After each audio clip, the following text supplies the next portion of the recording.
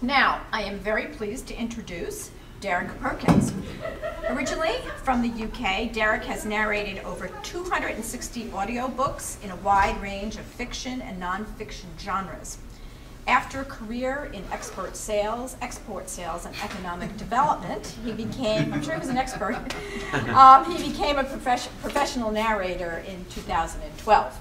A move helped by his knowledge of 3 foreign languages, a facility with accents, and a lifelong love of the written and spoken word. In 2016, he won an Audie, the industry's top award, for The Highwayman by Kerrigan Byrne. The Society of Voice Arts and Sciences has repeatedly nominated Derek for Best Voice Narrator Awards, and AudioFile magazine has named him a Best Voice of the Year in multiple categories. In 2016, Derek published the audiobook narration manual, prompted by conversations with aspiring narrators and wanting to understand the best, most effective ways of breaking into the audiobook business. Let's give a warm welcome to Derek Perkins. Thank you. Thank you very much, and it's great to see you here. Thank you for coming out. Before I get going, how many of you have had any involvement in audiobook narration or voiceover? I know there's at least 2 people in the audience who have. Well, there's the 2. Any others? 1, 3. Okay. Well, today I'm going to talk about 2 aspects of audiobook narration, the business of audiobook narration, and also talk about the art of audiobook narration. And I'll also tell you what audiobook narration isn't, which is specifically voiceover. And we'll get into that in a little bit. But first of all, let me maybe tell you a little bit about myself. So I'll play you what I call my modesty slide. So Kathy's covered most of this, but I guess one of the first things to say is that I am, as you can tell, not young. I'm not old, but I'm not young. So this is my second career. So I basically started volunteering as an audiobook narrator with Perkins School for the Blind in Watertown in 2010. And I have always had, as Kathy mentioned, a love of spoken word performance, and I wanted to channel that in some way. So I found Perkins School for the Blind. I began to narrate with them, for them. So I had a twofer there. I was getting experience, but I was also having the satisfaction of knowing that it was helping people with sight disabilities. And then things moved very quickly, really, because in 2012 I started doing some work with ACX. I'll talk a little bit more about ACX later. And I just got in at the right time. I was in the right place at the right time. And I wish I could tell it was because of my supreme expert knowledge and pinpoint marketing and research that brought me to that point, but it wasn't. It was just luck. So I was there at the time when the audiobook business started to explode. And this was about 4 years ago. And so I was very fortunate in having a couple of publishers find me on ACX, and they came to me and they said, would you like, because you can put demos on ACX, they said, would you like to do some work for us? And by the way, we're going to pay you. So there's only one answer to that. And that really started the process. Things moved on from there fairly quickly. 2014, I was very happy to receive the first nomination, which was an AudioFile earphone award for a book called The Venetians. And then in 2015, it was beginning to get to the point where I thought, okay, I now need to make the decision. Am I going to go full-time with this and drop my other consulting work at the time? And so I did, and it's been a fantastic decision, a fantastic journey, which I'm still on, and I'll talk you through as we go along.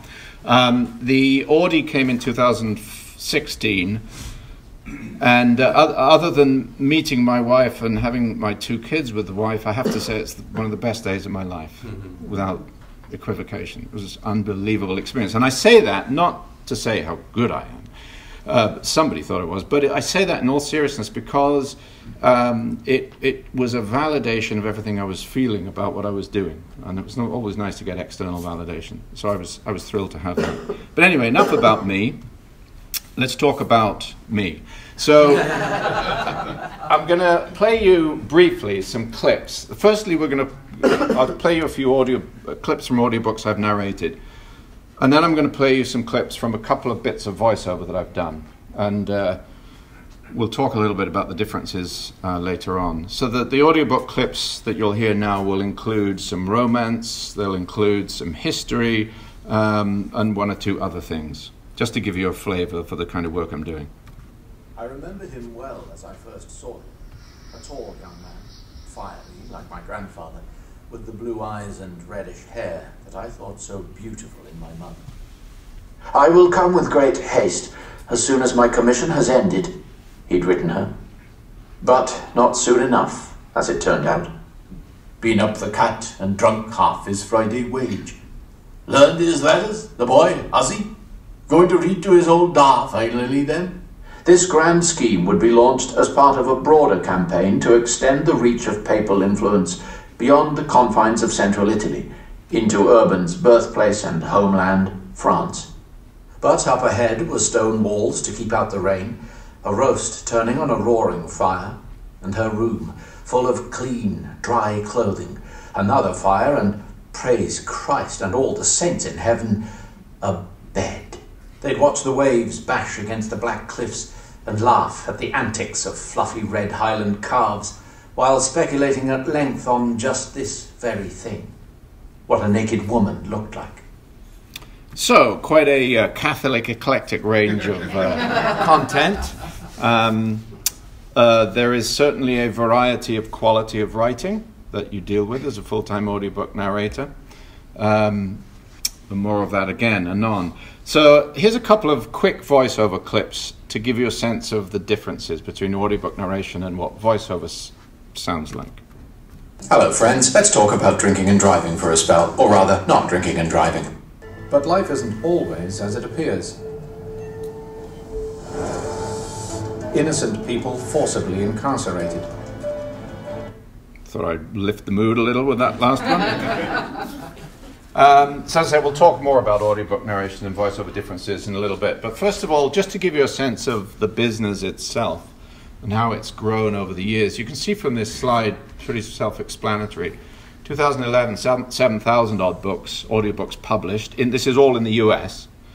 By 2016, the latest figures we have for the full year are 50,000 plus audiobooks. So that's a massive, massive increase. The business has grown in double digits basically ever since then. So, you're talking about 12, 14, 16, 18%. Simon & Schuster last year, in 2017, quarter one, said they had a 35% increase in their audiobook sales just in the first quarter. HarperCollins said there was a 7% increase in the sales in their digital division, most of which would be audiobooks, again in quarter one. And by now, the business is running at about $2 billion a year in total revenue. So it's a sizable business. So how do people listen to audiobooks? The first bar here, smartphone 57%, gives you a sense of how and why this business has taken off as it has. Because as smartphones have become more and more ubiquitous, the demographic of people owning smartphones tends to be younger, and that demographic is one of the biggest factors for the takeoff of audiobooks. But it's across the whole range of smartphone owners, I guess. So whichever you look at, whether it's smartphone, desktop, tablet, there's all devices that allow people to consume this content at the time and in the place that they want. It gives them maximum flexibility and maximum freedom to consume the content as they want to, and that's really been what's driven this. You'll see the fourth bar down, the CD player. This includes. Well, let me just ask you to guess, why is CDs so relatively important still in terms of how people listen to audiobooks? Why are we still getting CDs? Yes. In the car. There you go. That's it. I have no prizes other than the books, which have to be sold, according to my accountant. But you're absolutely right. Absolutely right. So we still don't have every car that's Bluetooth compatible with smartphones and the like. So the car is helping to maintain the sales of CDs. All right, so that's how people listen. Where do people listen? Again, self-explanatory, but the vast majority at home. And then, of course, people on the move, car and truck, and then plane and the rest. For the longest time, before the advent of digital content, one of the, I don't know how big the group is, but one of the most stalwart consumer groups of audiobooks was, believe it or not, truckers. And if you've ever been in a, I was going to say Crate and Barrel, Cracker Barrel, you'll see by the cash desk, they have these little revolving stands, and they've got audiobooks on them. And the truckers would buy these as they go from place to place. They'd drop into the Cracker Barrel, get their breakfast or whatever, and then they'd buy the audiobooks. But it's long gone on from there, obviously. I always used to think, and I still do, that people would actually be doing something when they're listening to audiobooks. And I think that may still be the case. It's just that this is saying where they listen to them. But I think there's a lot of people who are doing things as they listen. And again, as I say, that's one of the... here we go. One of the attractions of audiobooks. So I was slightly surprised at the first bar here that says people don't do anything, they just listen. But that's fine. I'm relaxing before going to sleep. I don't know. You could say some of it will put you to sleep. I don't know. But so as you can see again, you know, what you're really looking at is whichever one of these you pick, you can have a device in your pocket, on your arm or whatever, and you could be listening whatever you're doing and wherever you are. So it's become, the digital era has made a huge difference in terms of the consumption of audiobooks. Now, for anybody interested in getting into the business, and I'll talk more when we get into marketing on this, but for a $2 billion business, it's a relatively small number of publishers who are producing that revenue. And the ones on this slide here that I've shown, if I had to guess, I would say they represent probably 95% of the revenue of audiobooks in this country. That has a huge importance for when we start to think about anybody interested in getting into the business, but certainly in a paid way. Well, how do I go about it? How do I find the people who can give me business? It's a very small number, and they're very easy to get to. So that's another huge plus, to me at least, having done a lot of business development and marketing in other sectors in the past.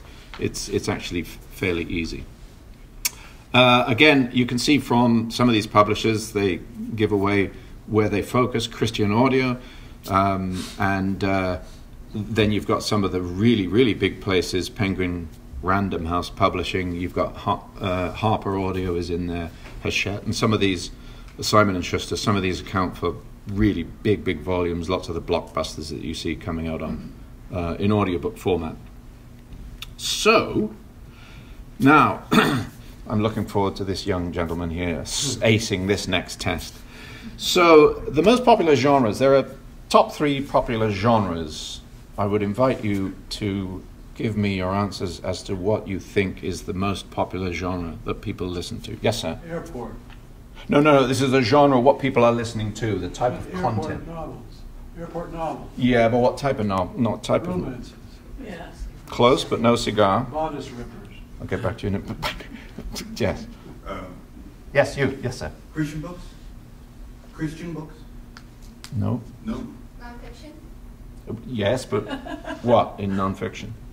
Memoirs? No. Business? Science? No. Science? Science? Science? No, absolutely not. Mystery? Yeah. You win the star prize. Mysteries, yes. Mysteries, thrillers, and suspense. Most popular category. Second most popular category. Romance. Real story lawyers? Science. And for several of you, particularly the front row section here, that seem to have this on their minds, the third one is romance. Just a quick aside, within the audiobook narration world, maybe beyond that too, you can get a sense that people consider romance not to be serious literature, and that it's not really serious work to do. Well, I will tell you that romance books are about a $1.2 billion business. They have massive followings amongst women in particular. There are some men who listen to them.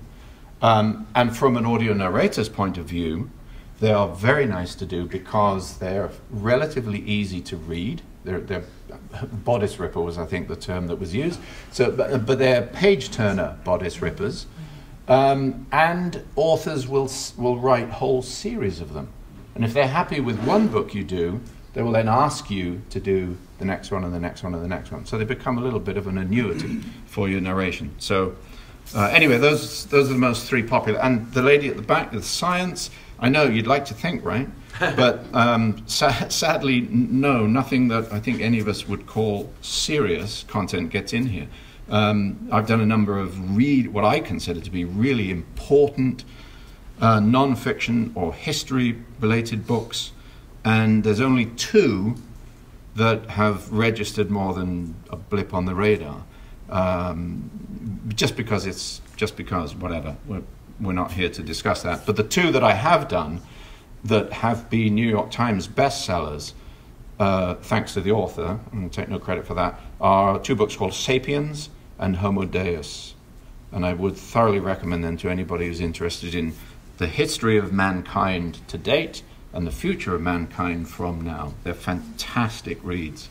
Anyway, I digress a little. So, talked about a little bit earlier about audiobook narration and voiceover. So, here's where I break the 2 down, because there are very, very different disciplines. For me, voiceover is all about speed and small size, if you like. So in terms of literature, voiceover deals with words and lines.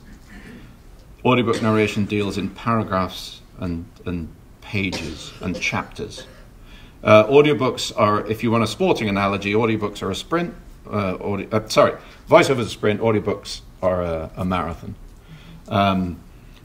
Voiceover is all about selling. Audiobook narration is all about telling. And voiceover, as you heard from the clips, always has some kind of effect on it. There's music, there's some kind of background effect or noise. Audiobook narration, although we're now starting to see some full cast productions, some what in my childhood we associate with BBC radio plays, we're now starting to see some of that coming in. By and large, the vast majority of audiobooks are narrated with just one voice and no effects. So that's another big difference. Voiceover is always directed. Audiobook narration used to be for the most part, but as people have got more and more into home studios, the direction part has largely gone. I've never been directed in an audiobook, and I've done nearly 300 now. Every voiceover gig I've had, I've always been directed. And then the last point is, voiceover is about understanding. When you're doing a voiceover, you're really trying to understand the customer. You're trying to sell something, you put yourself in the customer's position and make something as appealing to them as possible. If you're talking about audiobooks, you're trying to understand the author's viewpoint, and you are doing your best to convey what's called the author's point of view to the listener, at the same time as making yourself almost invisible in the process. And you don't want people thinking of you, you want them listening to the content, thinking of the book that's being read.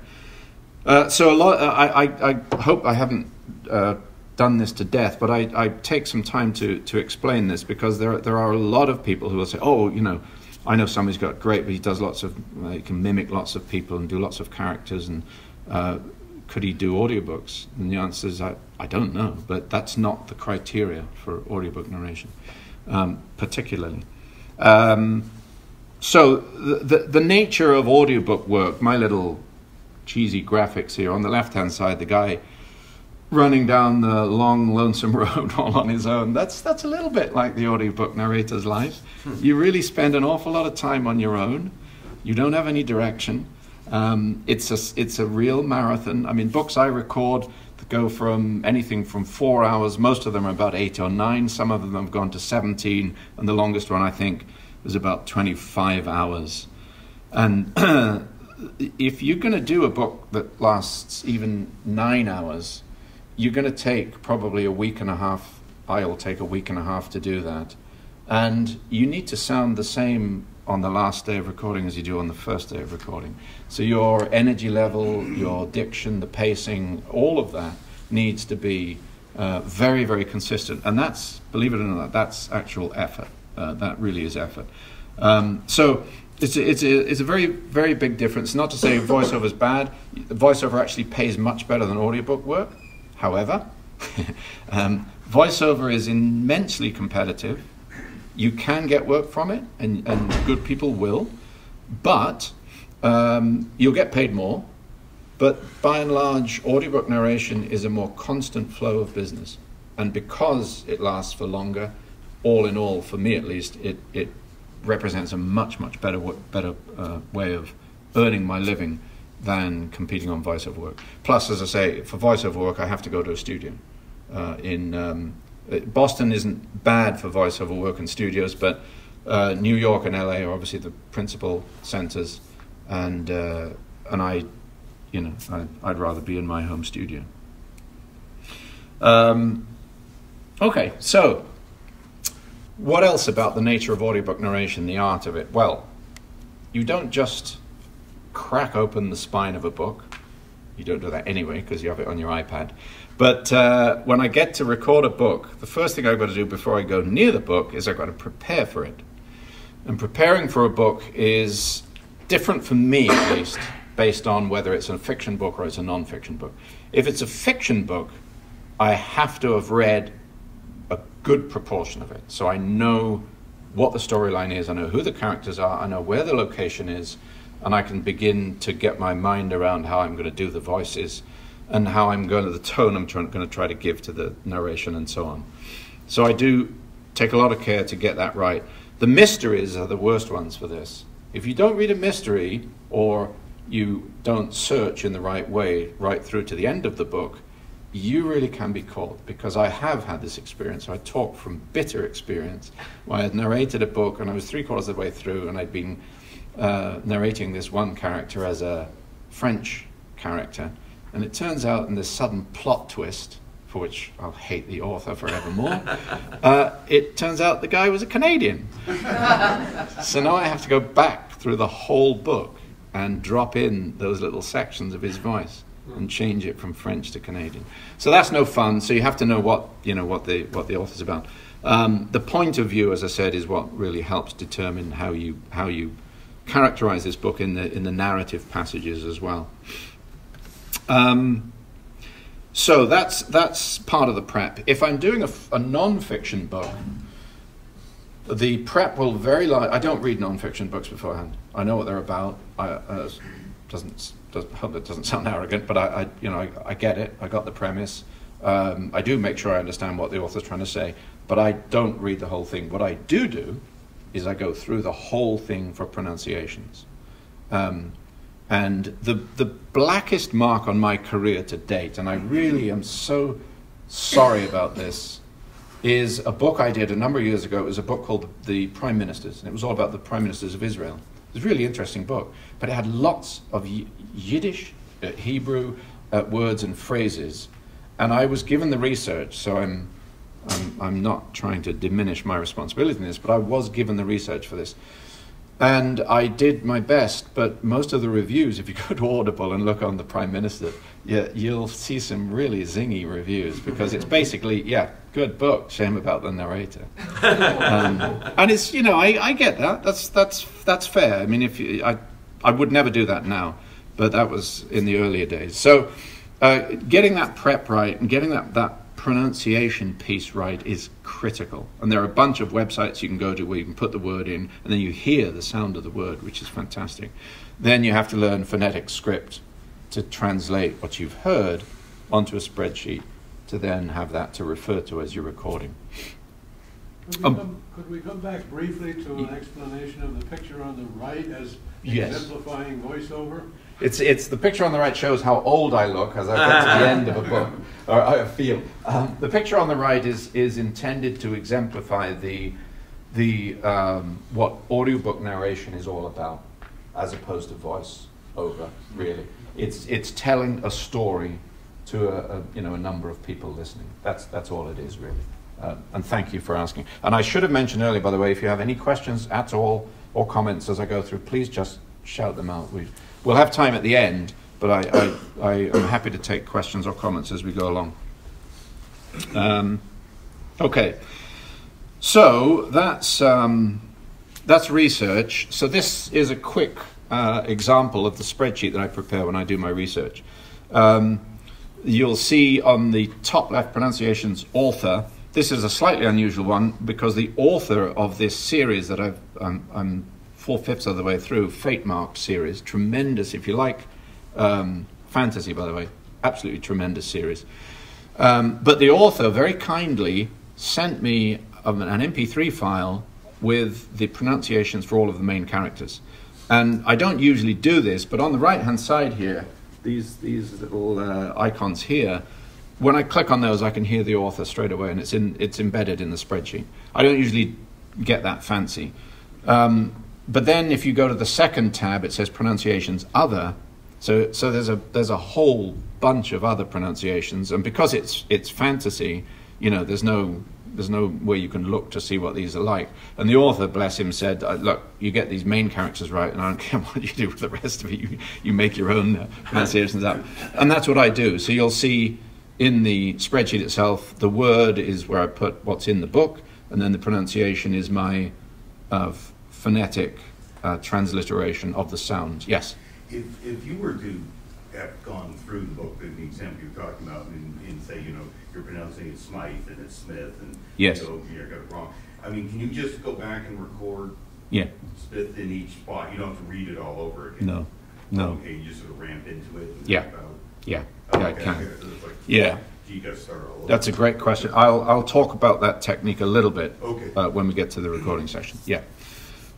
So that's fundamentally that's the research piece. And now I have this. That's a spreadsheet. So I've got this on my computer screen as I'm recording. It's in the background. If I need to refresh my memory on how a word's pronounced, I'll stop recording. I'll flip to the spreadsheet. I'll read that, remind myself, flip back to this recording software, and carry on. It sounds very cumbersome, but when you get into the flow of it, it's actually, you can do it very, very quickly, and it becomes quite quick and easy. So that's the research part of it. Character voices. This Fate-marked series is so fun. This is a feature of fantasy novels. It really is. They write long. So the first book was about 600 pages. The second was 700. Third was about, they're all about 650 to 700 pages. So there's a lot of characters. The most I've ever had in a fantasy series to date is 240 odd. And I suspect this is going to break that record by some measure. But again, I can't keep all those voices in my head or my memory. So what I do is when I get to a character, the first time I come across them, I will record the voice. I will then take a small clip, like 3 seconds worth of that voice, and I'll save it to an MP3 file, and I'll put that on my computer in a folder for this particular project. And the same as the pronunciations. When I'm in recording and I get to a voice, character hasn't been in the book for a little bit, and I can't remember how I voiced them, then I just flip back, open up the file, and I hear my voice reading it. So then I'm good to go again. I also, yes. Have you ever had anyone question your consistency through, especially across different books in the series? And I only ask because I was recently in the car. There's a series we listened to with my kids, and they immediately said, they're remembering what they heard from 3 books ago for a character that comes and goes. Yeah. They're like, that doesn't sound right. Yeah. How challenging is that when you get into, as you said, 240 plus? It is challenging, and I have found on occasions that I've listened to different parts of a book and I found myself slipping a bit. And that's one of the reasons now why often I will go back to the clip even if I think I know it, I'm going to go back to it just to make absolutely sure, particularly in a long book as you go on. But it's funny you ask that question, because in a review of one of the books recently, I had that very comment. And I like the critical comments, because they're the ones you learn from. And so that's what the person said. They said, as you went through, this particular character started to blur, and I couldn't hear it. So I thought it was great. So it is, yes, it's something that you do need to be aware of. I will say I did have one review on Audible where the review was, I give you the abridged version. Yeah, a decent book. Shame about the narrator. Next time, get one without a speech impediment. So I marked them down as a troll. Because they couldn't have been right. Could they? So again, we're talking of, we're still on the art side of it here, I guess. This isn't me. This is Kate Winslet. Kate Winslet, as you probably know, British actress who does quite a lot of voiceover audiobook work. So what does my day look like recording? I get up, I have breakfast. I actually do some prep usually before breakfast, but have breakfast, get myself well lubricated, a few beers, bottle of wine. That's water. And then I'll get into the studio. I'll do about, this is just me, I'm not saying this is what you have to do, but I'll do about an hour and a half of recording, and every time I make a mistake that I catch, I'll stop and re-record it. And then I'll stop, because believe it or not, it's actually very intense, and it takes a lot of concentration, and it takes a lot of effort to maintain that concentration. As I mentioned earlier on, particularly in this long form, you're having to keep everything together. So I stop, and that's very deliberate, even though sometimes I feel like going on. Most of the time I feel like stopping. And then I'll have a break. So then I'll have, tea, coffee, whatever it is, another beer. And then I will go back and I'll have a second session. So I basically do 4 sessions a day, 4 recording sessions a day, 2 in the morning, 2 in the afternoon. I take a break lunchtimes. That's when I choose to work out. And that's great, because then I feel refreshed going back into it. And then likewise the mid-afternoon break, and then last session, and I'm done. So everybody's different though. Different people do it at different paces. Different people can get through more or less or whatever. That's what I've got to do and to really like. It's a good pace for me. Now, talking about recording quickly. So what happens if you make a mistake? If you've got the right software, which I now do, if you make a mistake, the software now exists so that you simply go back. You do it at the sentence level usually, although if the sentence is long, you can split it. But you just go back from, immediately you made the mistake, you realize it, you stop, you put your cursor back to a suitable gap, and then you just record over. The software exists to allow you to put a particular defined parameter within the recording, so that you're not going to go over, you're not going to start until a certain point, you're not going to carry on beyond a certain point. So you're not going to mess up other recording you've done. And that's the way it's done. And I do that every time as I record. Yes, sir? Do you do one book at a time, or do you do several? Or? Yeah, by preference, I try and arrange it, if I can, that I do one book at a time to help me maintain the flow. Yeah, exactly. I have occasionally done 2, consecutively, but yeah, most of the time I can. And that technique of recording your own mistakes or over them is known as punch and roll, which sounds like a boxing analogy, but that's what it is. And it different. Yes. Oh, I was just wondering if you could say a word about pace. So when you're recording this hour and a half, but I mean, sometimes I did a little bit of voiceover a few years ago, and I was in the studio, and the engineer kept saying to me, "You need to slow down." Yes. And I would say it exactly the same way. And he said, "You need to slow down." I yes. just couldn't, So, can you say a little bit? Is there any not so much magic formula, but so many words per minute, or what's a good pace you can? Yeah, no, it's a very good question. Firstly, I know, because we spoke earlier, you're a speaker, and I've done a little bit of speaking, and I think you'll agree, most people who have stood up in front of an audience will agree that silence is incredibly intimidating when you're speaking in front of a group. And I was a Toastmaster for a number of years, and one of the most difficult skills to learn was to shut up at the right point and allow the pauses to add the power to what you're saying and add effect. So I think my answer to you is that it's like a speaker gets more experienced, they become more confident with silences. We used to have a guy in the Toastmasters Club who would demonstrate his skill with this. He'd say, and you know, of course, we must remember that pausing. And we're all going, yeah, we get it. So you can overdo it too. But I think as you gain experience, you gain confidence. That's how you can better manage your pacing. But it is something I hope I do it better now. When I was starting out and when I got coaching, that's one of the first things they said to me: slow down, slow down. In fact, one guy said to me, slow down. He said, because you know what? The slower you are, the more time it takes, which means you get paid more. So that was very nice of him, because he was a producer.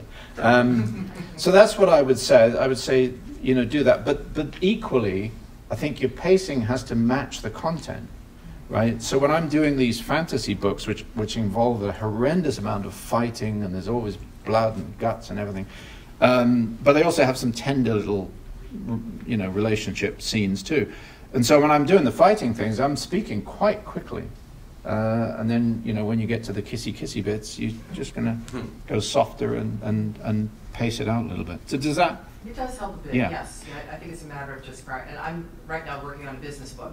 So there's not characters, it's right. Business principles, and so yes. It's a lot, not as involved as having characters in that sense. But I find myself, as I'm recording myself, I need to listen back to it now. I'm still thinking I'm going too fast. So yeah. I think it's deliberately just trying to slow down. Yeah. Allow for pausing. Yeah, yeah, and you know, I think that's one of the things about trying to put yourself in the listener's position too, because if you listen to something and it's coming through too quickly, it's actually quite stressful as a listener, because your mind you're trying to digest the content, and then the speaker's moved on, and it's really tough to, you know, most of us have difficulty holding two things in our heads at the same time and all that. So the more you pause and the more you pace at a reasonable rate, then the better it is. Although I have to say too, there are a lot of people, because of the devices that they listen on now, that speed it up. I think particularly younger people. They'll play them at 1.5 times because they haven't got time for anything. So they'll put it on 1.5 times and get through them quicker. Well, that's fine, you know, whatever. But thank you. Yeah, you're welcome. Okay, so there is the recording piece. So I did the 4 sessions. Errors. Now, here's a funny thing about errors. I get my yeah, we'll get onto that now. So I get I do my books, send them off, huge sigh of relief, wonderful, kind of move on to the next one. And then you get the day when you have the email that says, right, we've got the corrections in now. Because what happens when you record professionally, you send your files off that you've done, you've caught your errors in your studio at the time, you send your files off, and then your publisher has a proofer listen to every minute of what you've done. And what you see here is the way, this is an actual spreadsheet of corrections. They will mark up noises, which are the column with the ends in it, and they will mark up the reader's errors. And I'm never fail to be amazed by how many errors you don't catch.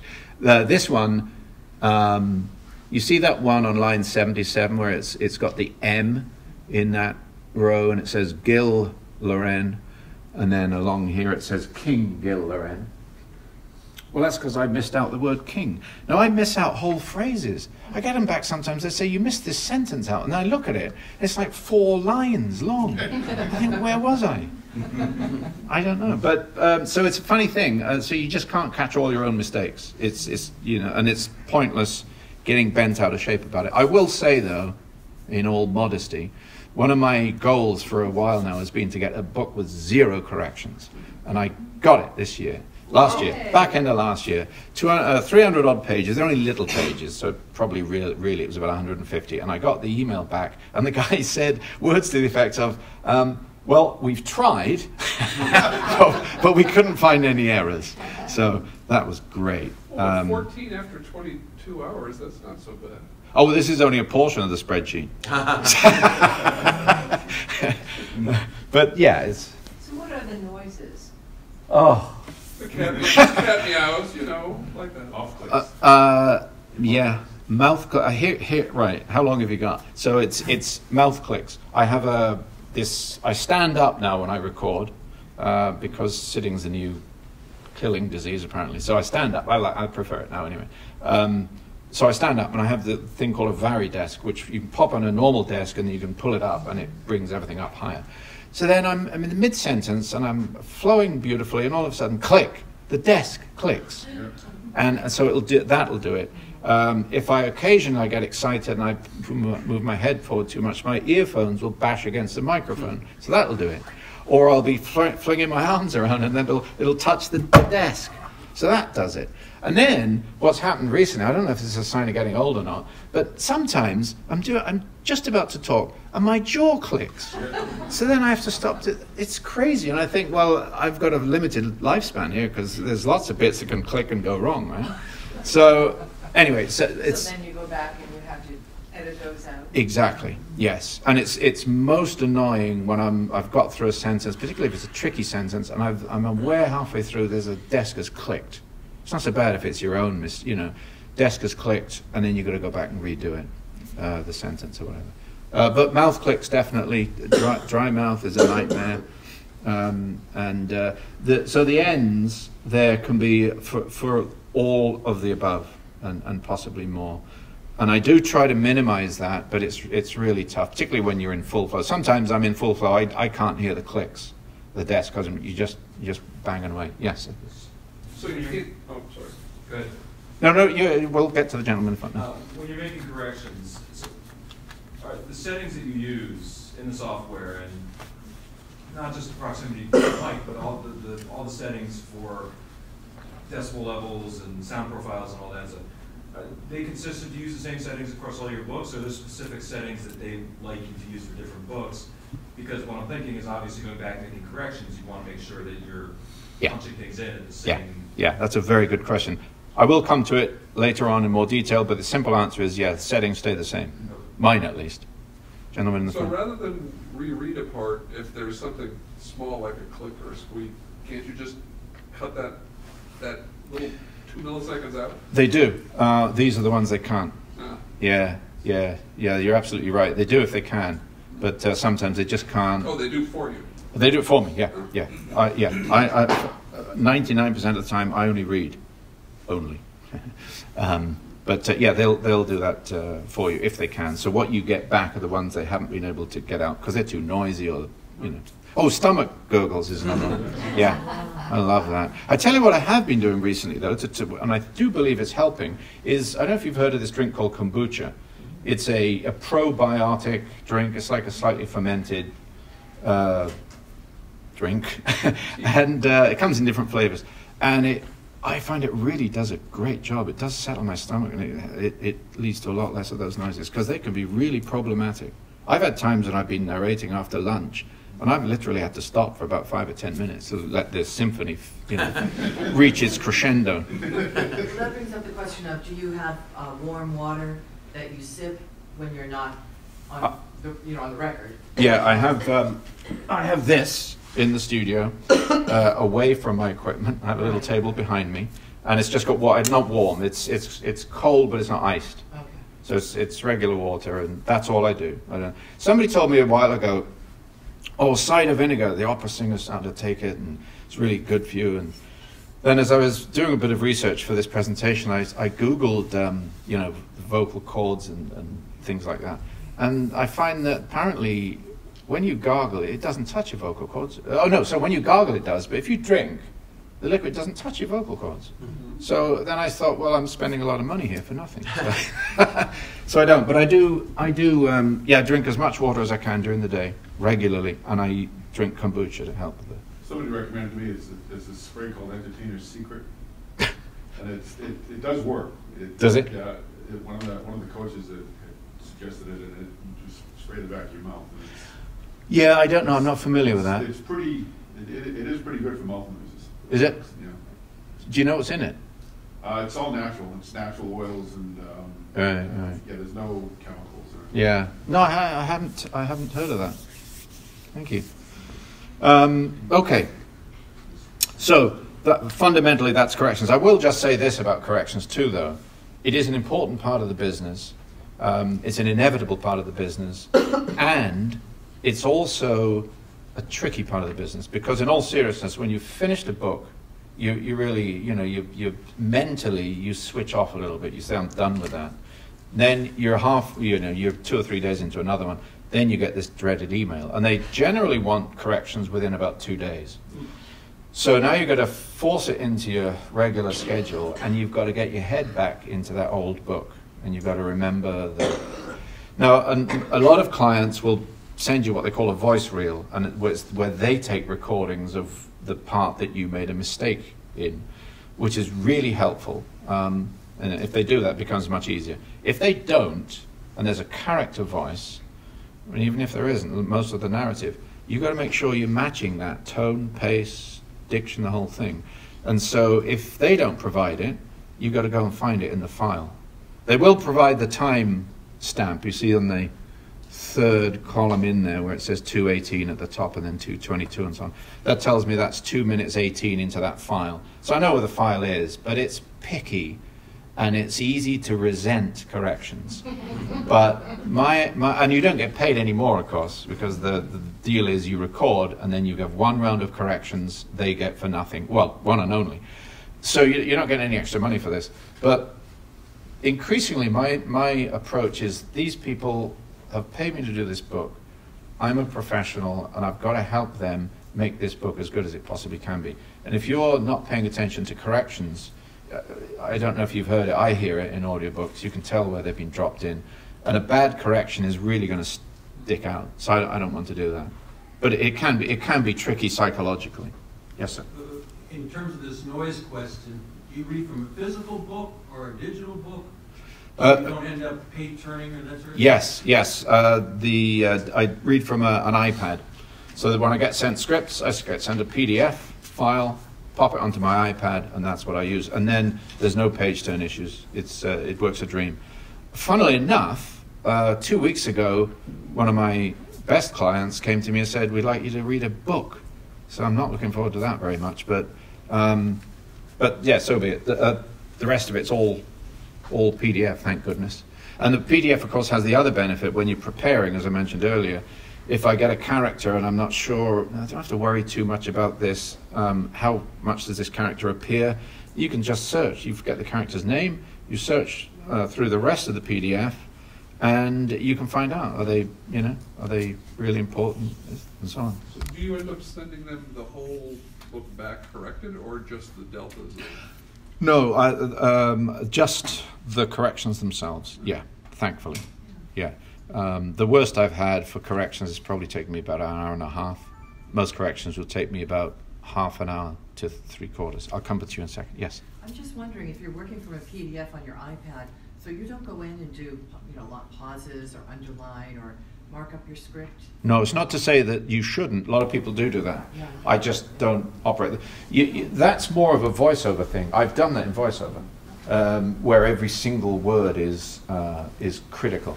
That second clip I played you was actually, we haven't got time for me to get into it, but it was actually done for the Scientologists, just to show how open-minded I am, and if there's any Scientologists in the room, that's fine. I'm under a contract not to say anything bad about them, so we're good. But in all seriousness, they paid for me. They had a bit of a crisis, I suspect. They found my voice. They paid for me to fly to LA. They put me up in a hotel, rented a car, got out to their Sea Org place, which is the one in the desert that you see on the documentaries about people escaping from. So I got in there, and it was a fantastic, really interesting experience. The facilities they have got are like nobody's business. They have got studios there that can accommodate full symphony orchestras. They can make movies. The recording studio I was in was probably the space from the first or second row all around here, just for me. And then outside, the engineers were stopping me every sentence. A lot of the time they were stopping me before I'd even finished a sentence and say, we want you to emphasize that word more. We want you to say this better. But it's a slight digression, but there are a number of narrators who will take a PDF and they'll mark it up and they'll put pause breaks in, they'll underline things, they'll color code for characters, and more power to them.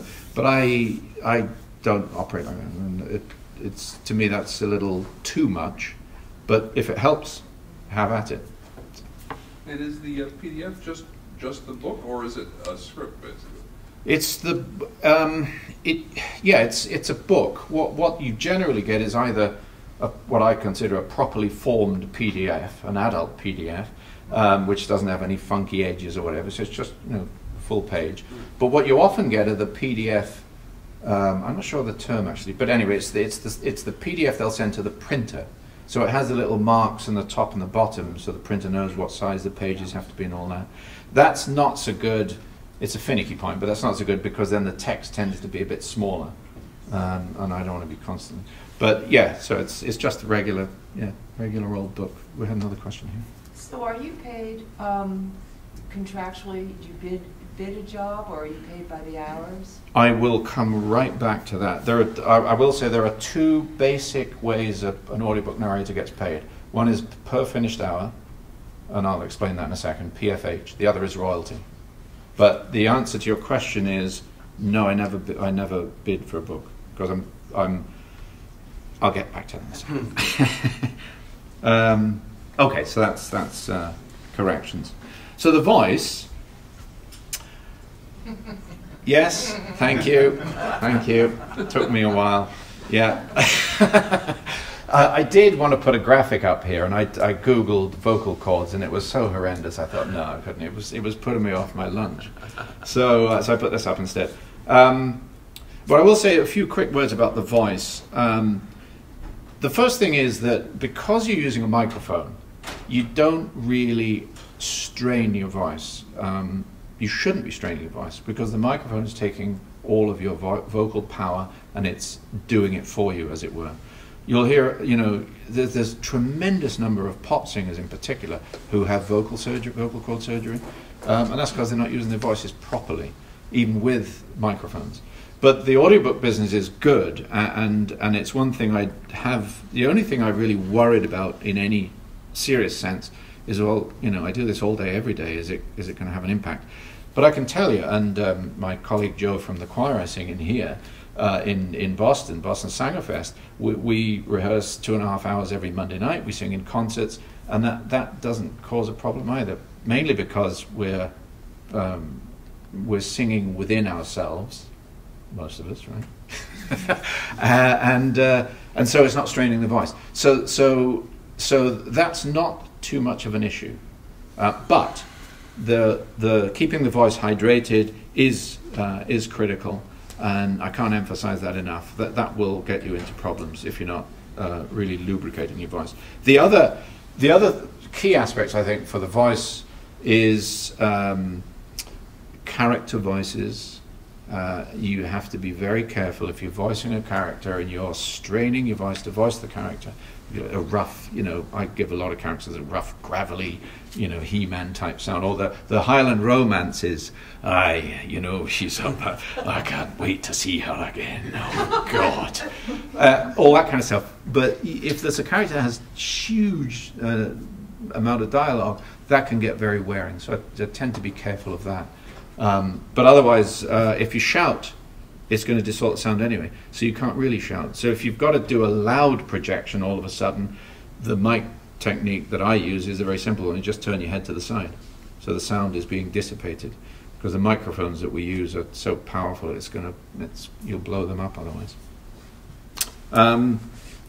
Okay, so we talked about noises earlier on, and the other thing about voices, here's one other really important thing about voices, is a lot of people say, well, what about, how do you do a woman's voice?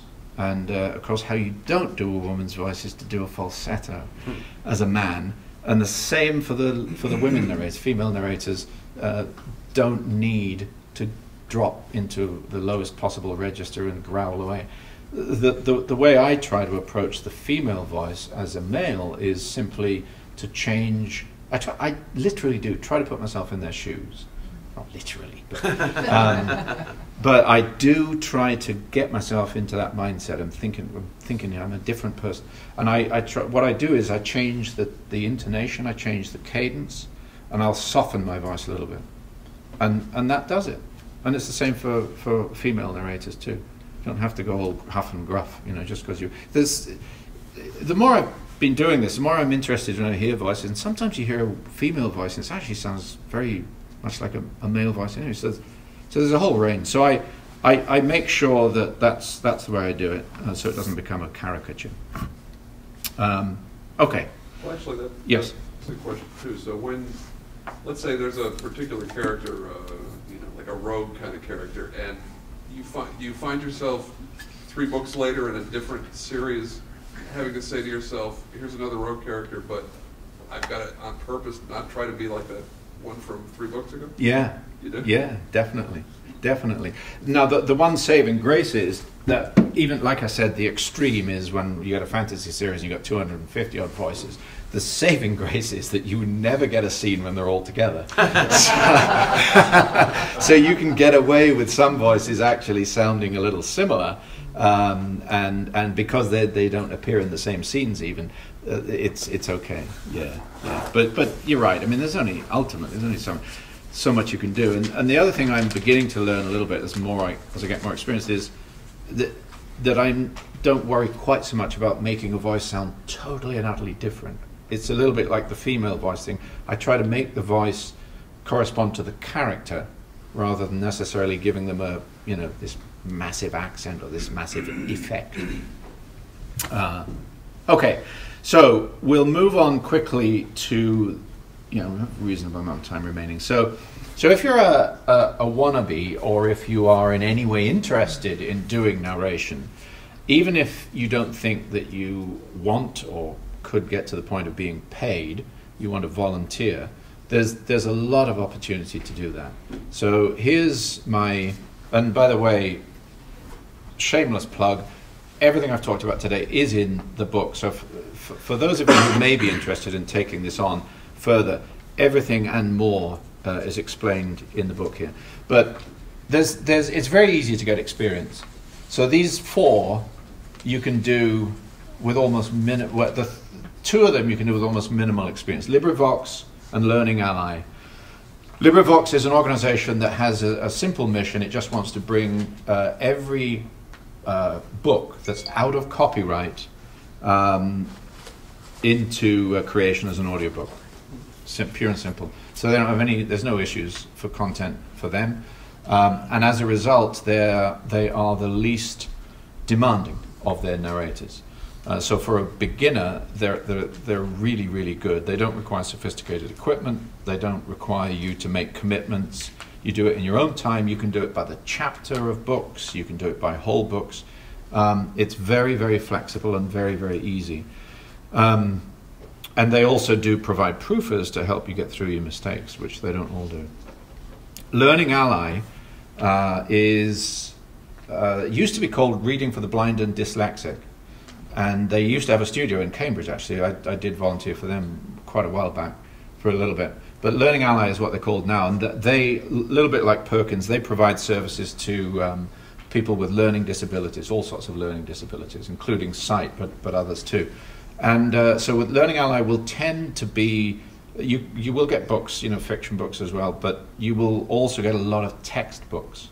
And that's a different animal. Some people will love that, others will find it tough. I have to say I found it a little tough, because you're reading a science book and it's chart 1, graph 4, table 19, and you have to explain them. You have to read them and explain them. Or you get an art book and there's a picture. It's like a classical picture from antiquity, and you get to it and they say, right, now you just describe it. Right. So that's slightly different type, but both of those, LibriVox and Learning Ally, allow you to record from your home. So again, it's a very, very low bar to entry, as it were, and that makes it a great way of getting into the business. Because I will say, just quickly, It's not for everybody, and you have to find out, you know, before you make too much of a commitment, one way or the other, you have to find out if this is for you, because not everybody can hack this, and that's not being critical. It's just some people don't. I've got a friend who does a lot of voiceover. He started to get into audiobooks, and he said to me, I don't know how you can do this. I can't stand being cooped up all day long. So, you know, it's a good way of testing that out too. Can you sit in a darkened space for hours on end, not talking to anybody, and having no social contact? So, you know, I mean, it has its advantages too. You don't do any meetings in this business. No meetings. The Perkins School for the Blind, I can't speak highly enough of them. I narrated for them for, I don't know, what, 7 years or something. They bring it to a slightly next level because they require you to do a demo for them. They require you to go to their studio to record the books. And that's good because it's a way of gaining studio experience. And that includes studio etiquette. So, you know, there are certain things you do and don't do when you get into a studio booth, like you don't get in and slam the door shut, because that disturbs, that puts a correction in every other booth's recording. And you don't fiddle around with a microphone. I had the guy who was my monitor, you do an hour's reading and then you have someone who monitors you, and then they read and you monitor them. So you're picking up corrections. And the guy that used to monitor with me, he was a great guy, I loved him, but he would always fiddle with the microphone. And one day he actually dropped it. I knew it was going to happen. He dropped it on the desk, and there's nothing worse than that sound of a microphone dropping on a hard object. So he fiddled around with it, got it back. But so you don't touch the microphone. Stuff like that. But Perkins School for the Blind will do all the proofing, and then they'll come back to you and say, all right, here are the corrections. So that's a great way of getting experience too. But the big kahuna, 800-pound gorilla on the slide, is ACX. For those not familiar, ACX is Audiobook Creation Exchange, which is an entity in and of itself, but it's owned by Audible, which in turn is owned by Amazon, who now owns everybody in this room. Right? But ACX is phenomenal for anybody who wants to get narration experience. So I'll just step you quickly through what happens. Again, you don't have to prove yourself, you don't have to do anything to get started. So you sign up, you can get a profile page. And you can see from here, it allows you to put your mugshot on it. It allows you to put an enormous amount of information on it. So if you go down underneath my photo there, Derek Perkins, and then there's a bit of blurb where you can put how great you are. Then it's underneath that, it's available for, and then you can put in your rate, if you're charging a rate, or if you're doing it for royalty, you can put that in, or you can put it as both. And underneath that, you've got the bottom here, you've got a place where you can put samples. These are your demos. And that's fantastic because they're not limited. You can put as many up as you want. So you can showcase yourself all you like. And here's the thing, even though you may not have experience, you can just create demos, you know, at home in your home studio and put those up. So you can showcase yourself that way. The About tab is what it says, just gives you the chance to say a little bit about yourself and what you think your strengths are, what you can bring to narration. Credits, if you've had any, you know, gongs or favorable whatever's, reviews or whatever, and then awards and recognition is prizes and so on. So that's basically what you do to get yourself set up on ACX. So that's one part. I should have, just very quickly, I'll backtrack one. So think of ACX as an online marketplace. So on the one side you've got authors, and on the other side you've got people who want to narrate books. So it's a mechanism using the internet for bringing the authors and narrators together. In a lot of cases, the authors will ask people to audition. In some cases, they don't. But that's fundamentally what it is. There's no cost, there's no fee to sign up. So you can set your profile page up. I've thrown this slide up. There are filters that you can apply to get to the type of work that you may or may not want to do. But I didn't filter this just to show you. This shows there's about 1,700 titles available. These are all the books that authors have on ACX that they want narrators for. So there's a lot of work out there. I will say though, just to manage expectations, there's thousands of narrators too, but you know, that's how it is. So do you propose to read that, or do they wait? Do they find you? Could be both. Could be either or. You click on the book. The book will bring you to their page. It'll have an audition link. It'll give you the script for the audition, and you can upload your audition. And then they'll let you know good, bad, or indifferent. So. You have authors who know you and call you for narration? Yeah, yeah, you do. And that's, I had that actually early on. One of the narrators, authors, did exactly what you'd said too. They contacted me and said, would you, this was a romance writer actually, and this, funnily enough, this is how it can happen. So she contacted me, she said, would you like to do my book? I said, yes, I would. Thank you very much. And that was for royalty, so that's fine. So I did that, she liked what I did, then she wrote another book, she came back to me and said, would you like to do the next book? So it went on. And as I said, you know, romance writers write in series, by and large. Over time, she went to a publisher, and she said to the publishing house, I would like Derek Perkins to continue narrating my books, which they agreed to, which was very nice. And so it turns out that it was her book, or one of her books, for which I won the Audie. That's a nice little chain of events, isn't it? So you never know where it can lead to. So sometimes authors may come to you if they like your voice, but otherwise you pick the book that you think looks interesting, you do the audition, and then you wait to hear. And you can do as many as you like. There's no limit. You can put as many auditions in as you like for books. Yes. Are you in a union? Yes, I am. Is there any? How does that impact? And were you when you started? And how does that impact? You know, some of the people only hire union or only hire non-union. No, you with ACX you can do either.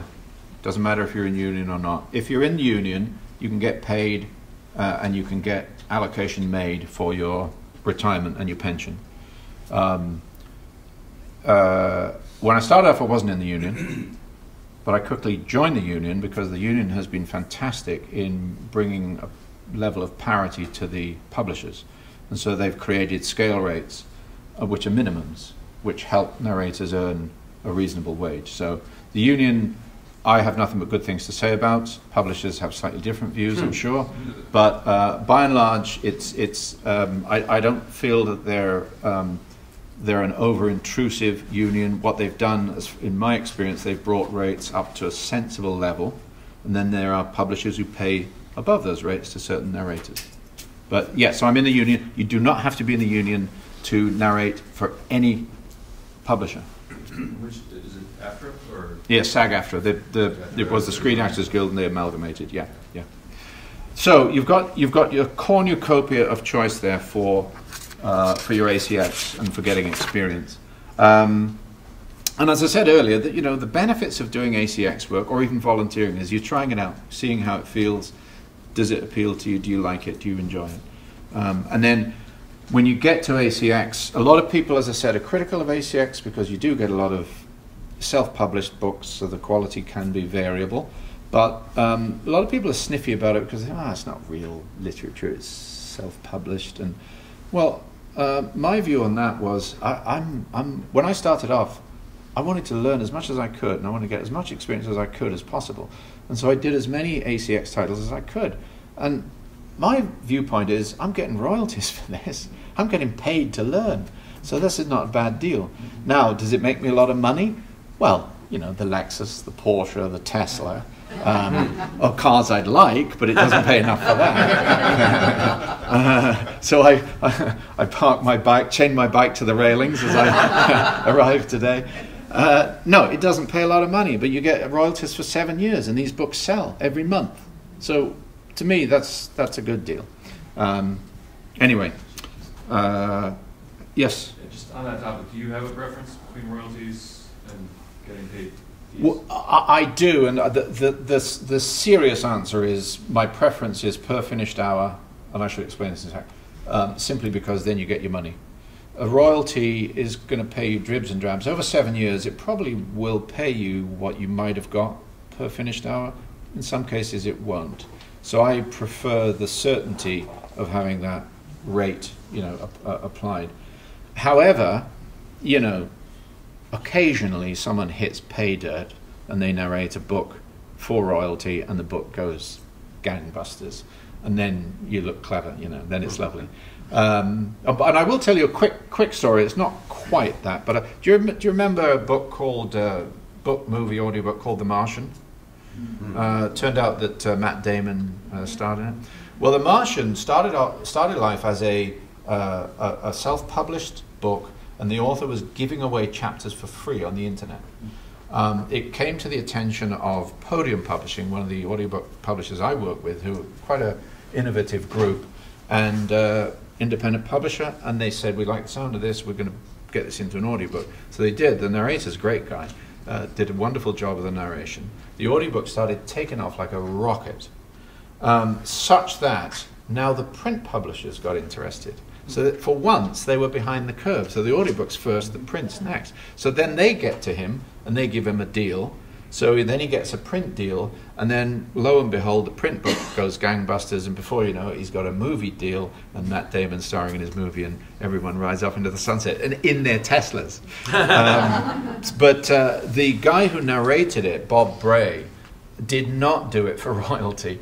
However, Podium being a pretty neat company they are, I know that they made him a lump sum payment to compensate him for the wild success of this book. That doesn't often happen. So just to clarify, per finished hour, if I read a book, the book in a format that a listener will hear lasts for 8 hours, that's what I'm going to get paid for. It's my rate times 8 hours. If the book takes me 10 hours to record, I don't get paid for that extra 2. So in other words, I'm not paid for the mistakes I make. I'm just paid for what they accept as the final recording.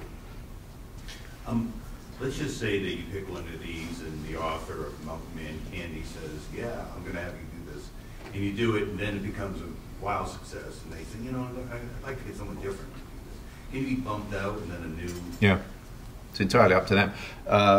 There's, to the best of my knowledge, you do get into contracts with ACX because they'll generate it automatically. But there's no, it's book by book. So what I would do in a situation like that, if you know things were going well and you knew there were more books coming up, I'd be talking to the author about, can we get into some kind of arrangement so you have me cover the books. It works in reverse too, because I've heard of narrators who say, I've committed to 7 books for this fantasy writer, and after one I'm you know, I feel like I can't go on. So sometimes it works the other way around too. Okay, so let's talk quickly about setting up a home studio. This is my studio. This is my world. This is my life. You would never know how many adventures you can have in a small dark box in the basement of your room, house. So this is the deluxe, if you want. I didn't get this immediately. I waited until I looked like I was going to hack it. This is what's called a whisper room. So the one on the left-hand side shows you the outside, and it comes flat packed, like an IKEA, like the most nightmarish IKEA product. And believe it or not, it assembles with screws and a screwdriver, nothing else, no other tools needed. But the panels are devilishly heavy, so you really need help. So then the one here obviously is the inside of my studio. So let me ask you this: if you want to set up a home studio, what do you think is the most important criteria that you have to take into account when you're putting a home studio in your house? Noise. Outside noise? Yeah, there you go. That's it. It's funny, it's a very good group. Well done. Because most groups say, you know, it's got to be here, there, or everywhere, or they give all sorts of different answers. Noise is the one. Noise is the one. I know, Don, from talking to you, you talked about the furnace kicking in. Some you can have to control, some you can't. Yeah, exactly. Where I am now, I'm in temporary accommodation. I record in the lower area, and when the AC or the heat kicks in, it's forced air, and this vent happens to be right there, and then it's like a rocket taking off, and I can't do anything. So my poor wife and son, who was with me over Christmas when I had to work, when I'm in my recording sessions, the heating's off. So they're up there like this. So I didn't get any presents this year. Got lots of advice. Compressors, did you buy them little spaces? Yeah. I know. I bought them Teslas. But that's it exactly. It's noise. That's the number one enemy. So it is. It's internal. It's external. It's all those things you could think of. Vacuum cleaners. It's the next door dog yapping. It's airplanes. It's the furnace kicking in. It's cars on the street. You know. Oh, and the worst in the summer, it's yard crews. Yeah. The bane of my life. So. Yeah, exactly. Yeah, because nobody uses a rake these days. Right? It's all. So noise is the biggest thing, and therefore soundproofing becomes the key thing. So you can put a home studio pretty much anywhere as long as you can proof it, and you don't have to be fancy proofing it. I don't know if you remember there used to be a grungy old place on Route 9 called Building 19 3/4, and used to sell the cheapest, most horrible stuff. I'm sure what I got was complete. It would have destroyed my lungs if I'd had it up for much longer, but it was cheap. So I put it all around the walls, put a bit of old carpeting they sold on the floor, and then it's duvets. I put a couple of old single mattresses, whatever it takes. It doesn't matter. No one's going to see it, but they'll tell you soon enough if the sound quality isn't good. So you can set a home studio up anywhere, really, give or take. And if the worst comes to worst, the furnace kicks in, you have to stop recording till it kicks off again. One of the other issues with the booth or any space you record in is going to be temperature. In the winter, it's not so bad because I have. Next time I do my setup, I'm going to take some of this equipment out, but I have some, as you can see, I have several pieces of equipment in the booth, and actually that alone generates a reasonable amount of heat during the winter months. In the summer, it gets pretty, it's like, what's that yoga workout they do now? It's like 300 degrees. Hot yoga, yeah, Bikram yoga or whatever it's called. So it's like that. So you don't want to see my attire when I'm in the summer in full flow. But so temperature you can't really do much about. I in the book I talk about, I have a technique called KTDO. So you get to the end of a chapter, you kick the door open, you get a little bit of air coming in, and then you shut it and get going again. So that's the home studio. Now we talked about ACX and doing some work for these volunteer companies. So you can find things to do very easily. How much does it cost to do it? As it turns out, very little to begin with. What I've shown you here, as it says, is the bare bones setup. Assuming you have either a desktop or a laptop, you've got the most important thing. You can buy a microphone. That microphone there is a make called Behringer, and it's retails for about $60, and it'll give you perfectly good enough sound. It's what's known as a USB mic, so it just plugs into one of these sockets in your computer. The software on the right-hand side is a software called Audacity, and Audacity you can record with and get very good quality sound, and it's absolutely free. It doesn't have all the functionality that you might want, but when you're starting out, it gives you everything you need, and you can record whole books on this software, and it's a free download. They have very, very helpful how-to online help sections and so on and so forth. So if you've already got a laptop, you can get yourself started out for about $60, and you're good to go. You can produce files, and you can start volunteering. And that may be where you stay at. That's fine. If you do progress, or you want to progress, then you get to, this is my setup basically. So now you're talking about, I guess it's probably about $3,000 worth of equipment here you're looking at. But if you're working regularly, the payback is very quick. So going top row left to right, the disk thing with the Apple, that's an Apple Mac Mini, so that's a computer. Just doesn't come with a screen or anything else. So I had a separate monitor. The microphone is called a Shure KSM32. You don't need to know much more about it than that, other than it's a mid-range, good quality mic. It cost about $1,500. What was the name of it? Shure KSM32. What was the name of the first microphone? Behringer, B-E-H, and then Ringer. It is, sorry about that, hold calls. It is the C-1U studio condenser mic. Yeah, so that's the microphone. From the bottom left, Pro Tools software. Pro Tools is one of the industry standards for not only audio, but for voiceover, for music. It's just a tremendously popular, inordinately powerful tool. Using this is like having a sledgehammer to crack a nut. But it gives you that ability to re-record and record over, and it has just functionality is fantastic. So that's what I use for that. The two pieces next to it, the top box is called the interface. No, it's not. The top box is the, I'm blanking on it, but the top box is what powers the microphone, basically. Microphone in and of itself isn't powered. That device that says Grace, it's a thank you. It's a preamp. Yeah, it's a preamp. So it powers the microphone. Yes. You mentioned punch and roll. Is that only available on Pro Tools versus not Audacity? Correct. Okay. Yeah, that's one of the big differences. That's one of the big features. Yeah, exactly. You can get it on other software too, but Pro Tools has it. It seems like it would pay for itself. Oh, yeah, in spades. Is Pro Tools the Adobe product, or is yeah. That, it is? Okay. Yeah. No, it's Avid. Avid, okay. So Adobe is, because I've heard people mention the Adobe product. Yeah, they have one. Apple has one, actually. So you like Pro Tools best? Sony has one. I've only ever used it, to be honest. I just, again, I'll come on to this in a second. I got advice, and that's the advice I took. The box on the bottom is the audio interface.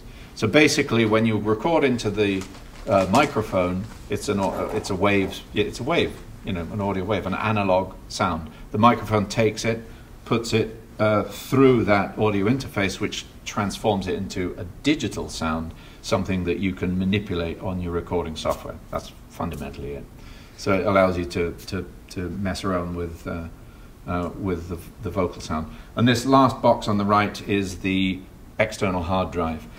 This is a lifesaver, and you never record to the device that is powering your system in case it breaks down. You always record to an external device. I actually have two of these. So I have the Department of Redundancy department. So I back up once and then I back up in a different format again. I'm mindful of the time. It's 3:30, right, Kathy? We good? Okay. Are you guys okay if I run over a little bit? I'm not going to 6 o'clock tonight. Something like that. So do you EQ yourself in No. In Pro Tools? No. EQ is equalization. The other common technique would be compression. I don't do that. You do have to do that for ACX, and you can learn to do it, the de minimis. But I don't. No, it's another thing. So, and I'm glad you raised that, because here's my big what is it? Advice, whatever you want to call it. So, anybody that gets to this point that wants to then set up a professional grade studio, I have two. Unless you're technically sophisticated, I have two comments. Number one. Actually, is one comment, is get help. And number one, what I did was I went to a professional company, they're actually in Wellesley, called Parsons Audio. And I went to them and I said, I need to set up a studio, tell me what I've got to do. And you're not going to let them sell you the absolute top end of everything, but they advised me on all the equipment. Number two, I then paid for somebody to come into my home to set the gear up, sort out Pro Tools, download, and calibrate the recording. And then, think, gentlemen in the back, you asked a question earlier on about the settings. Are they the same? You will, on the forums, you'll hear narrators talking about, if you tweak this and you do that, and you put a card in here, and I put this box in there, and I'm like, well, that's not the business I want to be in. I don't get paid to do that. So my mantra is set it up and have the least to do with it as possible. And so my settings are the same for every single publisher. And that's all they want anyway. They want from you what they call raw audio, which is unadulterated audio, no compression, no effects whatsoever. They do all that their end. Because when you get the corrections back, and they give you with that voice reel, and you hear yourself, oh my God, yeah, even sounds quite good. But that's because they've done all that trickery with it their end. You don't do any normalization or anything like that, though? Nope. And that allows me to concentrate on getting as much narration done as possible, which allows me to invoice for as much money as possible. It's a beautiful relationship. What do they require when you're actually sending them the files to the publishers? So are you sending them via email, or do they give you No, you can't email because the files are too big. You do it either through these device, resources like Dropbox or Box or WeTransfer files. Many of the clients I work for have their own FTP sites, so that's just another way of transferring files. So then you just upload them to their FTP server. If you don't need a separate fiber connection or something, you can do it through your home internet. Yep. Just. So you're not putting an MP3 file? The different ones want different file formats. The only two I work with clients are WAV files, and they also a couple of them want me to convert into what's called FLAC. All conversion is it compresses the file size down, and then they take them and they expand them out again. But that's it. Yeah, it's WAV and FLAC. That's all I do. Okay, so I'm going to move on as quickly as I can now. So just a couple of words about marketing. You may not all be able to see the caption. The caption says, "My resume is not all lies. My name is correct." So I think that's what probably most people's view of marketing is. But here's my golden rules for marketing. Number one, it's your responsibility to let your clients and your prospective clients, people you want to work for, know who you are, where you are, and what you're capable of. It's your responsibility. It's not theirs to find you. Nobody is ever going to beat a path to your door. Well, they might for some people, but they don't for me, and they probably won't for you. So that's the first thing. The second thing is, and this is absolutely critical, people buy from people they know, like, and trust. And it is a huge cliche, I know, but it's hugely true.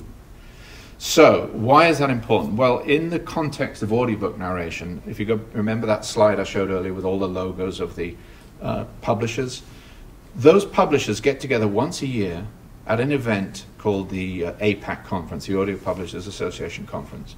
Usually it's in New York. And I couldn't believe it when I first went to this thing. I got all these narrators I was listening to, the top narrators, and I thought, these guys are superstars. They're the rock stars of the business. I'd love to talk to some of these. One of them is a Brit, funnily enough, a guy called Simon Vance. So I went to this conference, blow me down. The whole industry's there. And I'm walking around, and this Simon Vance, he comes past me. I think, oh, Simon. But everybody is there. And it's not just, a lot of trade shows I've been in my previous lives, you don't get CEOs, you get the sales guys or whatever. You don't want to talk to them because they're trying to sell something. So here you get the people you want to talk to. They're the production people, they're the casting directors, and they are priceless. They're the people that are going to give you work.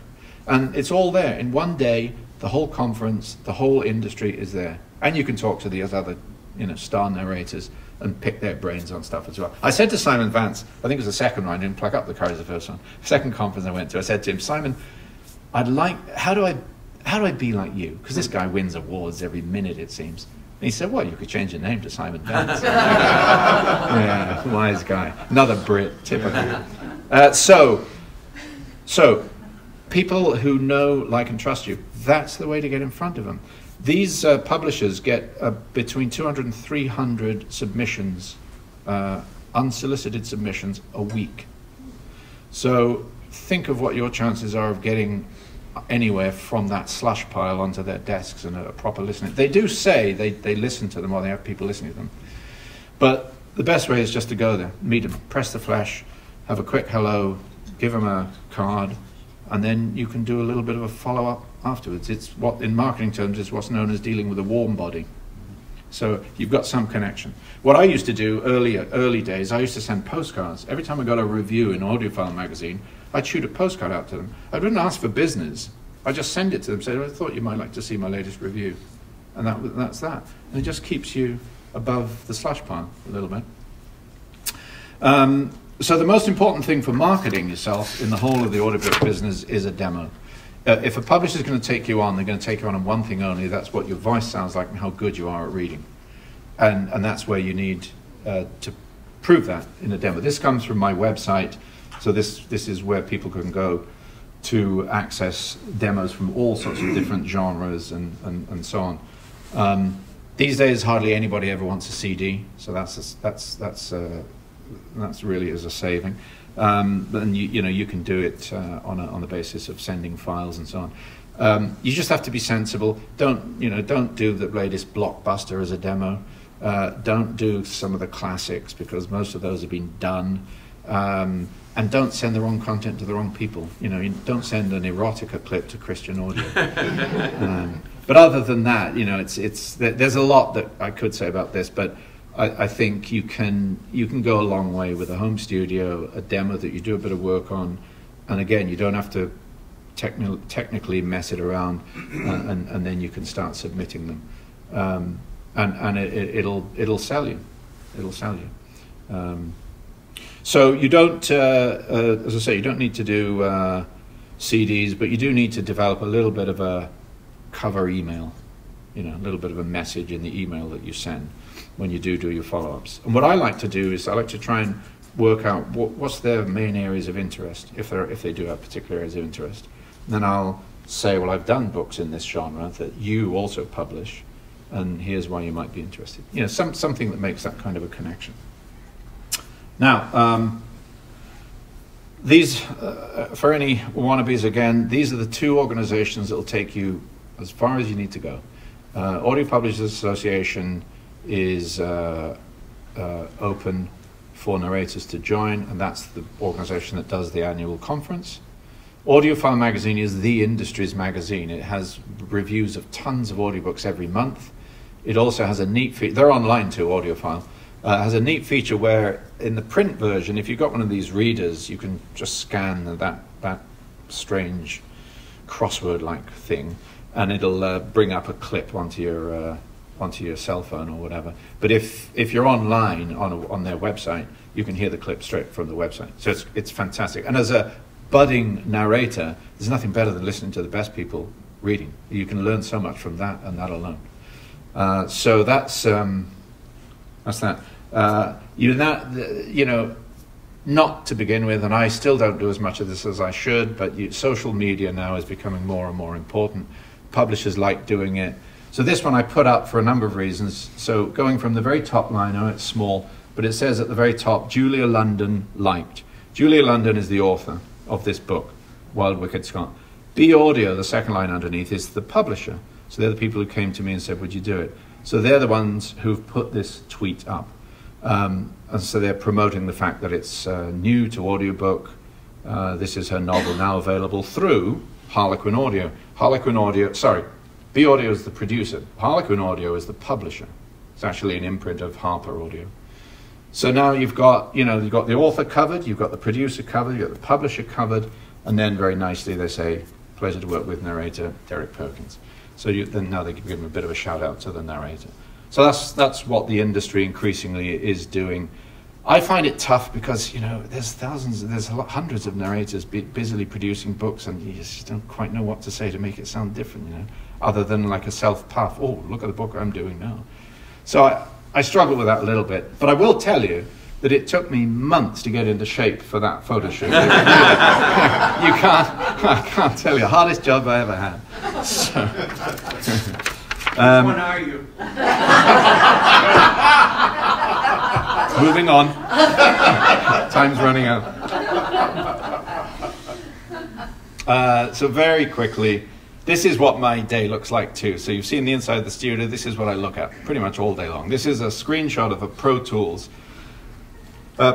and each of these are tracks, and each of those has a chapter of the book on it. Fundamentally, the sound waves there show when you're recording, when you're not recording. So if you're doing to the question about how do you do corrections. This is where you know where to put your correction. You always get the blank space, check that you haven't got an intake of breath or an exhalation or something. Then you're going to put your cursor in there, you mark that section, there's another line window there, and then you roll it in and you do the correction, and it's dropped in there and then. So that's Pro Tools. As I said, immensely powerful. I don't want to talk much more about it other than I set up a template for every session, or that I use for every session. So I'm not setting up templates fresh for every book. It's just I bring one up, and the only thing I put in is the book name for each of the chapters. That's pretty much all I need to do with it. What else? Scheduling. Here's my holy grail. This is actually the spreadsheet I've developed and I use to keep myself in business and on track. A few things quickly about this. You'll see underneath narration schedule on the left-hand side, it says finished hours. And underneath that, it says planned hours. So this is the trick. So the publisher will tell you how long the book's going to last when in its final form. So on the first column there, it's saying 14 hours. In planned hours, you can see I've allocated 18 to it. And that's my cushion for getting it right and in a decent format to send to the publisher. It also gives me a slight cushion because I know I'm going to do it quicker than 18 hours in most cases. So sometimes if a publisher then, another one comes to me and says, can you do this book? I can compress these times a little bit and be flexible with my schedule and take on even more work, which is nice. The weekends are marked off. I try to mark when I've got events going on in my personal life if they're important, like on November the 7th there, Monday, November 7th, there's a little triangle in the corner. That probably tells me it's a chorus practice, actually, just so I know I've got to finish by a certain time. And then, yeah, I know, it's pretentious, isn't it? Oh, another awards. Oh, God. But this happened to be one of the awards things, so I obviously make sure that I remember those. And that's it. As I finish books, I delete the columns, so it's only ever current. Yes? Do you, after you're finished, what do you do in terms of going back and listening? You said you go back for your own mistakes. Do you have to listen to the whole thing? No. I catch my mistakes as I'm recording. As you're doing yeah, them. And then I send the files. So you don't go back and listen to the book once you're finished? No, thank goodness, no. I hate listening to myself. But no, you don't. The publisher does all that. So that is pretty much it. I thought you might be interested. Oh, wait a minute. Sorry. Invoicing, the nicest part of all. You know, what's to say about this? Other than the invoice here is set up so that it very nicely, I drop in the time, the hours and minutes. There's a rate here, and then it'll automatically calculate the amount. And then I shoot that off to the publishers, and they end up sending me money. I will say it's one of the best industries I've worked in for that. I've hardly ever had to wait beyond about 3 weeks for payment, and never had to chase for payment. Sometimes I get payment even before I expect it. So it's a wonderful business from that point of view too. It's just human. Okay, so final thing. I wondered if you'd like to know or hear that it doesn't all happen magically, and it's not all good on the day, right? So if you'd like, I'll play you some quick extracts of what does go wrong. First one here, I call this the emergency stop. These are all real. These aren't made up. These are all real. Call this the emergency stop. This is unlikely to have been true, not least because the entire endeavour was characterized. I don't know. I can't explain it. This is what I call the warbler. It seemed plain to Hume that beasts, like all normal people, are... This one's just unfortunate. So she shat. And that was in a romance.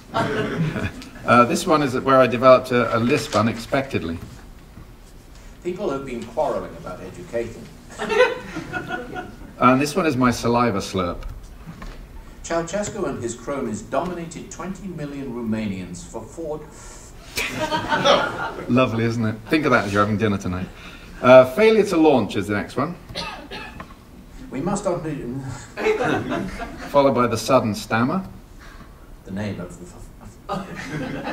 And then the unexpected peter out. That is, it is not meant as a statement. And this is what the comedians call corpsing. It's when you just crack up. Here it might be remarked. The funny thing is, this is the most serious book. George Muller is a fairly well-known religious figure, and I don't know what it was. It made me laugh, but there it was. This one is just, I have no idea what happened here. It's what I call a complete failure to make any coherent sound. Oh, I have. This is the warning that you have to mute your phone. I think this is the one, yeah. Mute your phone. If you don't, this happens. Rising into the sky, which was blue and clear and lit by the big sun of the place she'd only ever known as... It's a bit faint, but it was my alert kicked in. The timing couldn't be better. And then this is what happens when you're not sure if something's got into your studio. Men who worked in the service of... Oh, crap.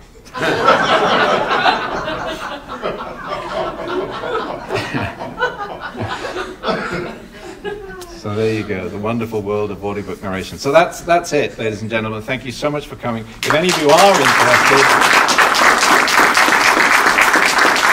if you would like to learn more, there are copies of the book available. I'd be very happy to let you have them for a nominal fee. And again, thank you for coming. Yes?